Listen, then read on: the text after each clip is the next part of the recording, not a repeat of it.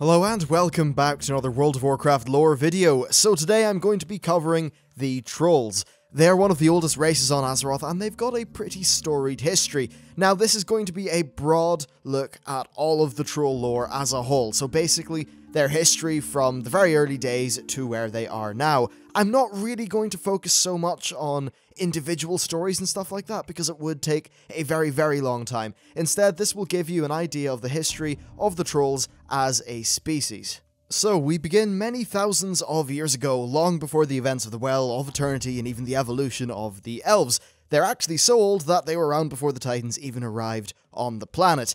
So, yeah, essentially they are extremely old. Now, we actually know this because the Titans are actually alluded to in some of the Trolls' ancient texts in which they're referred to as the Travelers, which I suppose makes a bit of sense, and it's interesting that even the older Trolls seem to get the idea that they travelled from world to world and sort of did their thing and left. Pretty cool stuff.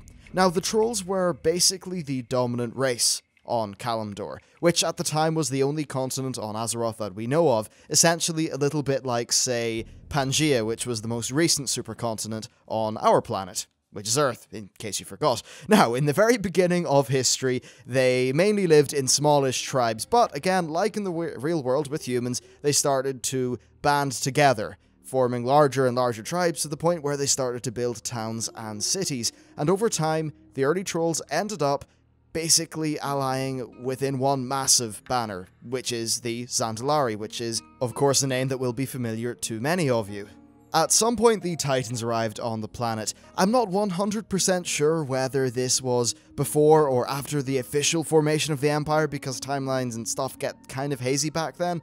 At this time, there were two very important groups on the planet, in addition to the Trolls. The Titans created the Mogu, and then, of course, there were also the Akir. Now, the Trolls and the Mogu didn't really like each other that much for the most part, but eventually Lei Shen, the Thunder King who we killed in patch 5.2, formed an alliance between his people and the Zandalari Trolls. This explains why the Zandalari actually resurrected him in patch 5.2. I will talk about the Akir a little bit more in a minute, but not all was well within the Zandalari Empire, despite having this shiny alliance with the Mogu. There was a strict caste system, which led to various lower caste groups of Trolls getting quite uncontent with the whole arrangement, and that caused them to leave.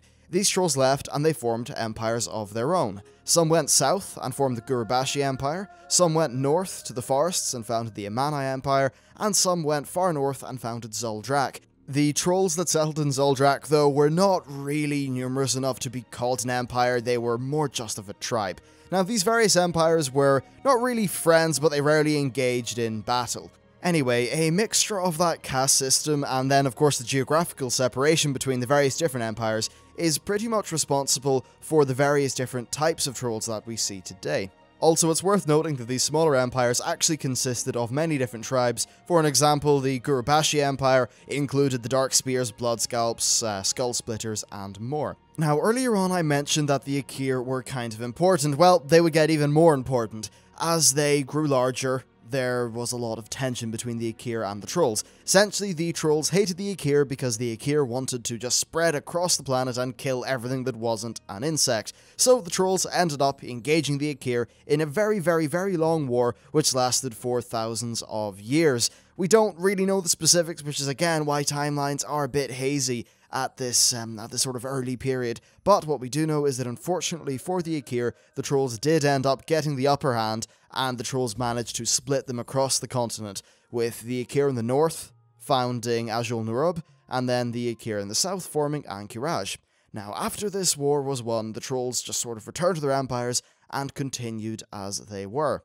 Shortly after, though, apparently a group of dark Trolls wandered off to the Well of Eternity. Well, they wandered off, found the Well of Eternity, and over time transformed into Night Elves. This used to be a point of contention, but Blizzard has outright confirmed it in, I believe, episode 5 of the Warcraft magazine. These new elves over time, of course, formed a society and got noticed by the Trolls. The Trolls, being Trolls, didn't really like them one bit, and wanted to curb their expansion as much as possible and keep them contained. This didn't really work though. The Night Elves at this time were skilled in both regular combat, but also magic, which of course the Well of Eternity had a little bit of a part to play in. This magic was completely alien to the Trolls. So the elves fought hard and managed to push back both the Gurubashi and Amanai empires. Unfortunately though, for everyone involved, the magic that basically saved the Night Elves would basically screw over pretty much the whole planet. So this would attract the Burning Legion and cause the events of the War of the Ancients, which ended up resulting in the Shattering, which basically broke the world, and the Zandalari Empire actually ended up being on its own island. Then the Gurubashi Empire was located in and around Stranglethorn Vale, and the Amanai Empire was located in what would later be called Kel'Thalas, i.e. the north area of the Eastern Kingdoms. Of course, the empires were not split equally. For an example, a group of Gurubashi trolls ended up being stuck in Tanaris. They founded Zul'Farrak and called themselves the Sand Fury, and it wasn't actually easy for them because the Akir from Ahn'Qiraj still hated the trolls, and it was a close one, but the trolls managed to eke out a win, largely because of the sacrifice of a troll called Theka, who is now called Theka the Martyr, and I'm pretty sure we killed the resurrected version of him in the Zul'Farrak instance. Anyway, after the Sundering settled down, I think things did quiet down for a good little bit of time. While there were no major events for many years, the trolls did experience a period of decline, and this decline led to desperation. The Gurubashi called out to the Loa for aid. Now, the Loa are interesting. They're sort of like spirits or ancients. It's a little bit hazy there, a pretty broad category actually, but basically they're ancient powers on Azeroth. It's really one of the things that the majority of the trolls' religion and voodoo and stuff are kind of based around. And the big Loa in question was Hakar the Soulflayer, who was the Loa of Blood. Now, Hakar was, at the time, quite a bit more dark than the various other Loa. So, in return for teaching the Gurubashi the blood magic that they would need to sort of expand, you know, get a bit more powerful, he actually required daily sacrifices, which the trolls were really pretty happy to provide him with, and his power increased, of course, with each sacrifice. Now, his eventual goal was to take physical form and then devour everyone's souls. Not really too good, but in the meantime, things actually did go very well for the Gurubashi, despite the fact that, yeah, they were feeding this guy who wanted to just reap everyone's soul, and they actually expanded a lot. They got very powerful, and this worked to a point, though eventually some of the stronger and perhaps slightly more sane tribes within the Gurubashi Empire decided that enough was enough. They wanted to rise up, banish Hakar, be rid of his followers, and especially be rid of the Atalai priests, who are like his most close sort of followers. Now, a massive war ensued. It ravaged the empire, but eventually Hakar's avatar was killed and the Atalai priests were driven off. They eventually, of course, built the temple of Atal Hakar, otherwise known as the Sunken Temple. The victorious trolls then, including the Darkspear, for the most part went their separate ways and settled down in the various parts of Stranglethorn Vale. The timeline isn't 100% certain, but the Darkspears eventually did leave Stranglethorn, and they settled in the Darkspear Islands. This is mostly related to increasing hostilities between the various tribes that were left behind in Stranglethorn after the events of the, I suppose, crumbling and general Hakar-related business of the Gurubashi Empire.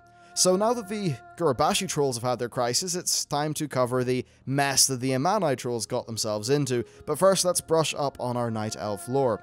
So soon after the War of the Ancients, the use of arcane magic and all that stuff was banned, but the Highborn didn't really like this, and they continued practicing their magic wherever they could. The majority of the Night Elves were pretty miffed at this, but they couldn't really bring themselves to kill all their kin, so they just exiled them across the water to the Eastern Kingdoms. The Highborn then landed in the north and founded Kel'Thalas. The only issue, though, is that that land was a little bit sacred to the Amanai, so the Amanai wanted to kick them out. The Highborn, though, were of course happy enough to use magic, and that kinda scared off the trolls, who then retreated all the way back to Zalaman. They waited about 4,000 years, and then when their numbers were finally great enough, they attacked the elves. And at around this time also, the first humans were unifying under the banner of the Empire of Arathor. That's probably something I'll cover in a future episode on the humans. Anyway, they were very concerned about the strength of the trolls, and eventually the early humans and the Highborn would join up with each other in exchange for the High Elves teaching a little bit of magic to the humans, and because of this magic and their alliance, they were able to deal a crushing blow to the Amanai Empire, and this event is known as the Troll Wars.